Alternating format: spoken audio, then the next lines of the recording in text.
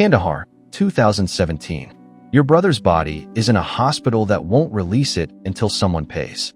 48,000 in debt. A recruiter's card on the table. You don't want this. You just don't have anything left. Level 1, recruit. You're 19. You sign paperwork in a rented conference room in Amman. Nobody tells you who the client is. You're told that doesn't matter yet. What matters is that you follow instruction, pass the physical assessment, and keep your mouth shut about the location of this building. You run drills at 0500. You clean weapons you're not yet authorized to fire. You carry gear for men who don't introduce themselves. You eat when they tell you to eat. You sleep in a rotation. The power here is 0. You have access to nothing.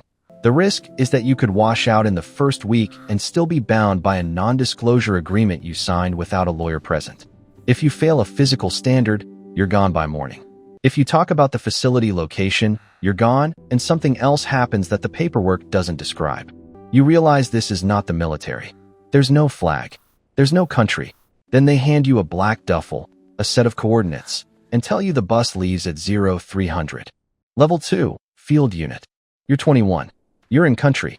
The country doesn't matter for the record. It's somewhere with a dry heat and a checkpoint every 12 kilometers. Your job is perimeter security on a compound that houses someone important enough to need private protection, but not important enough to get government cover. You rotate 8 hours on, for off. You carry a Sig Sauer P226 and in 416 Hong Kong dollars. You do not engage unless engaged. You do not speak to local staff. You radio in every 40 minutes using a call sign that changes weekly. The call signs are distributed on a laminated card sealed in a numbered envelope. You open the envelope only on rotation day.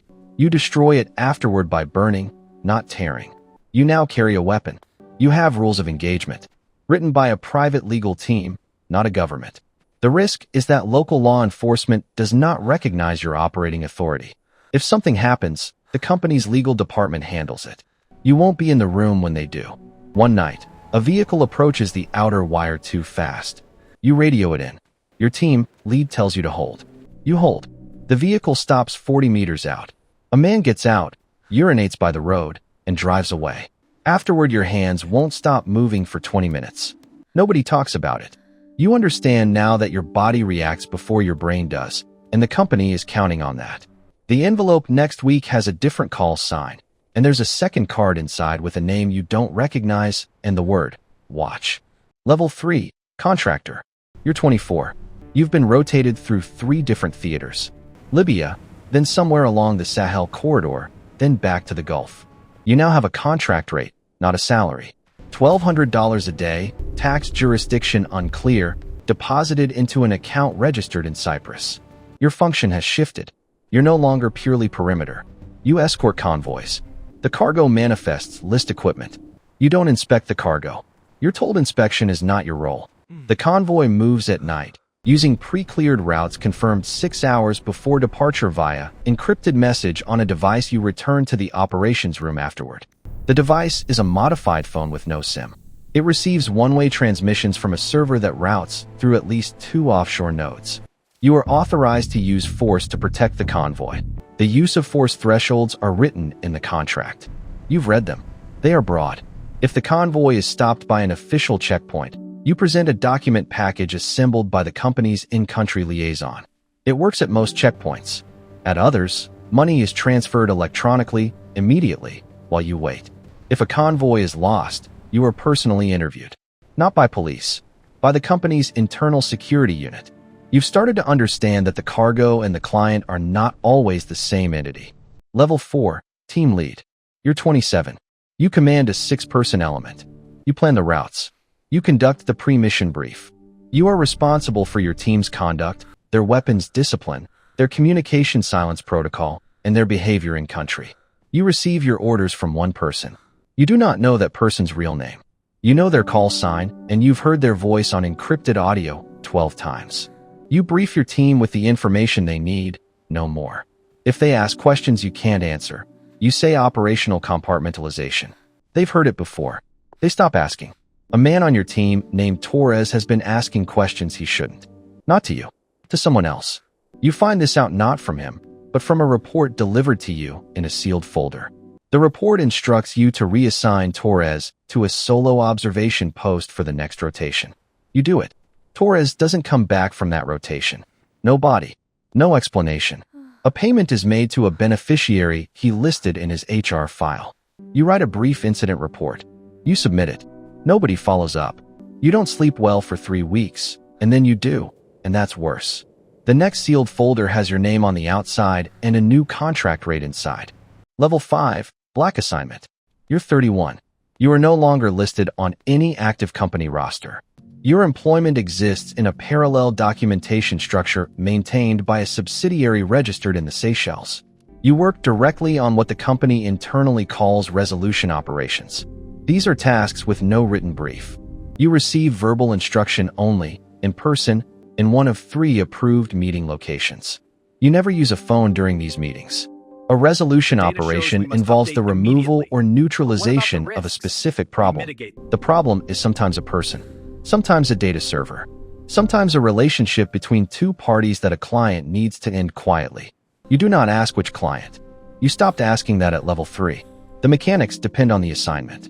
You've coordinated a document leak to an intelligence agency in exchange for immunity on a separate matter. You've arranged the transfer of a detained individual from one jurisdiction to another using a charter flight manifest that listed medical equipment. You've been in a room while a conversation was recorded without the other party's knowledge. You are never the last person to touch anything. There is always another layer. You are the layer before the last one. Interpol has a file that may include your general description. You've been told this is manageable. You've been told this for 2 years. The isolation is not dramatic. It's administrative. Your phone contacts are 17 numbers, all work. You haven't spoken to your brother in 4 years. Level 6, Command. You're 35. You don't travel anymore. You sit in an office in a building in Dubai or Geneva or Singapore, depending on the quarter. The office has no company name on the door. You manage the operational layer beneath you through a structure of team leads and regional coordinators who report to a director who reports to you. The director does not know everything you know. Nobody in this chain does. You approve contracts. You approve budgets. You approve resolutions. The paperwork is language layered. It says consulting, logistics, risk advisory. It doesn't say what it means. Clients are sovereign wealth funds, extraction companies, and occasionally governments that cannot officially hire what they need. Payments are structured as invoices for services rendered, routed through 3 entities, 2 of which exist only on paper in jurisdictions that have not signed mutual legal assistance treaties with the countries where the work happens. A journalist in Frankfurt has begun making inquiries. You know this because the company monitors 17 media outlets and their source networks. You authorize a response. It doesn't involve violence. It involves a source drying up, a story losing its funding, and a phone call made by a lawyer to an editor. The journalist publishes a smaller version of the story 6 months later. It gets 2,000 views. You're in a meeting when you read it. You close the tab. The meeting continues. The fracture begins not from outside, but from a name on a wire transfer that someone at your level shouldn't have used. Level 7, Principal. You're 38. You are one of 4 people who know the full operational picture. The company's name exists in 12 legal entities across 9 countries. The entity clients interact with is clean. The entity where the real decisions are made is 2 layers below that. You don't sign anything directly. You have no job title in any public registry. You have a consulting agreement with a law firm in Liechtenstein, and that law firm has a consulting agreement with a holding company, and that is where the paper trail becomes deliberate fog. You've authorized operations in 4 active conflict zones this quarter. You've never been to any of them. The 4 of you meet twice a year in person. Other communication is handled through a system built by a private cryptography firm. Messages that delete on confirmed read. No metadata. No server logs that survive 48 hours.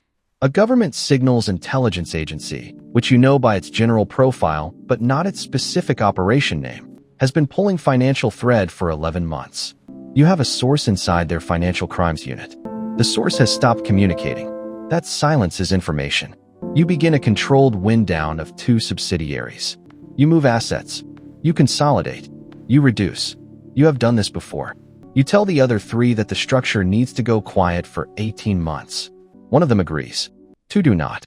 3 weeks later, One of the two who disagreed is cooperating with a federal prosecutor in a jurisdiction that has an extradition treaty with 6 countries you operate in. The raid happens on a Tuesday, not at the office with no name on the door, at the lawyer's office in Liechtenstein. They have a court order in German that covers 43 specific files. Level 8, collapse. You're 39. The company doesn't exist anymore in any operable sense. 2 principals are in custody in separate countries. One has disappeared into a jurisdiction that won't respond to formal requests. You're in a 4th country, one that you prepared for this. You've been here for 6 weeks. You have a name that isn't yours on documents that are technically legitimate. A prosecutor in The Hague is building a case. It will take years. You know this because you've read the indictment structure leaked by someone who was paid to protect you and apparently wasn't. Interpol has issued a notice. The color of the notice tells you what kind of time you have. You sit in an apartment in a city you can't name here, and you watch the news on a laptop, and you see a reporter standing outside the Liechtenstein building where 43 files were seized, and the reporter is explaining to a camera what a private military company is.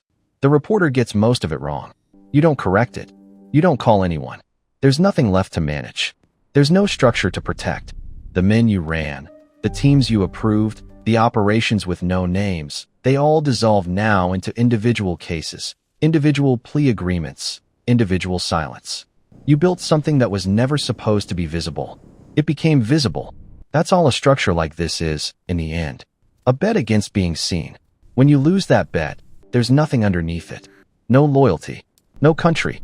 No name on a door.